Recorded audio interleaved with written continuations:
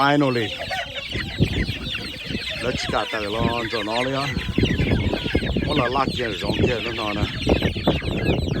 cho nó tàn so kia using the past time mà ít cái nhá hồi cái nhá cho nó là cái bỏ cả luôn họ là cái có là tàn so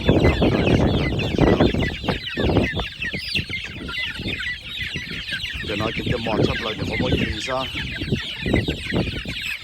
cho rằng đi cho nó có kia nó rằng đi đâu mà lúc bao nhiêu chỉ cầu chứ rồi này qua mỏ ăn được cái over mà cho nó mà chua thì cứ bao lâu tà đó cho lâu thì tiếng bao basically giáo lâu tà cho giáo chập lại thì cho những cái gì nữa nè cho giáo chập lại cho những cái gì sao cho nên mà rằng đi chỉ tao bao tà nhưng bao từ của thế chỉ tao bao tà thế thì mà rằng đi một chua đi cho nó cho lâu thì tiếng bao tà đó cho nó cho ra lo kia nó lo rồi cho nó ra lo này cho nó cái cho nó cho rồi giờ mình cứ bao nhiêu cái tổ cho nó mới tham ao ra nè một xem tham ao khó sẽ cũng sẽ cái tham ao thế mà cho nó mà chúng nó ra tham ao ra tham ao thì on cái những cái cũng sẽ cáiแต่thế màยังผสมเราให้เดียนะฮะผสมตัวนอกเนี่ยนะเกี่ยวผสมแล้วก็จะมีไก่ไทยนะเกี่ยวยังก็สืบผสมเกี่ยวกับ texture ต่อไปต่อจะพม่าเนาะเกี่ยวพม่าปักไก่งอนนะชิมว่าเสื้อไก่อเมริกาเนี่ยเขาเลี้ยจะนะเกี่ยวปักไก่ไทยเต้ต่างชออีก%ซะเมียดสีบ่เยอะ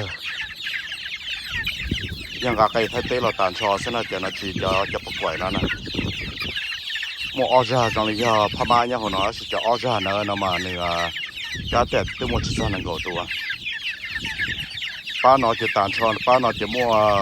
สัวที่สิอ่ะปะทอมแม่ยังสิตัวอีตัวเลยอ่ะปะทอมแม่เขาจะเราจะรู้จ้องเนาะจะยังสัวมัวแค่จะเล่าตัวจะยังจึงสิตัวจะกะมัวสัวดัวเลยอ่ะก็สิใช้ยังรู้จ้องเขายังสิตัวมัวอีตัวเลยนะจะยังสิตัวปอกไอ้ตัวเลยนะจะนี่สาเดียจังว่าจะเล่าตัวเลยปุ๊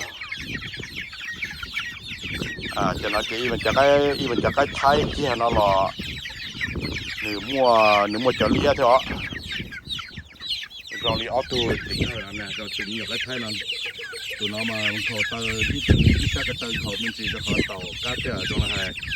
ตอนนี้เนี่ยเราแต่เลยเขาจะมีนอนะลูกอีแหลมมันใช้เจ้าบ้านก็ผู้ที่เจ้าที่ละจ่าก็ต้องจะในซากระตือเขามันสิแล้วจะน้องมาเลียก็คือว่าจะน้องมาย่าไอ้3เอี่ยวอะ3เอี่ยวที่%นะ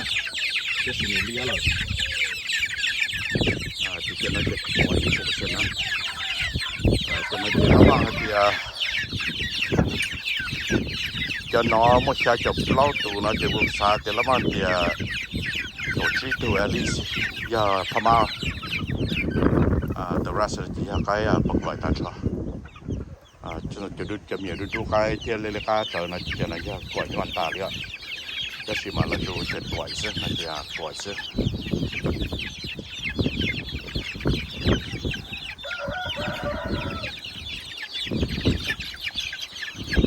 จะน่าจะเป็นเนี่ยสิอยากให้ซึ่งลอกสิเก่าตะเฮาเลยจะปลอนต่อจะเก่าของเก่าซะจะสักไอ้นั่นน่ะแต่สิมาแล้วสิไก่น่ะมันจะบ่ได้ก็ผสมเกี่ยวเตานะเจบ่จะยังมัวส่วนเตานะเจยังพฤติกรรมเพิ่นอยากจะย้อนต่อเจ้าของเก่าซะจะสิอันเชื่อเดี๋ยวเนี่ยมัวตั้งแต่ตัวเดียวเจ้าตะเฮาเนี่ยจะสิมาอีเป็นเจ้าตะเฮาแล้วเลยเตาเจจะเขาเสื้อไก่น่ะเนี่ยสิบ่เยอะตาชอจะสิรอมีเสื้อไก่ต่อเจสิเจมออะไรกลิ่นรุ่นหอจีจอละเตอละยี่สิเนาะจะเน้นใช้กูก็ป้องกันเจสิเจเทียก็จีดีนะสินะได้จนเจ้าซะจะน่าใช้จะเปล่าตัว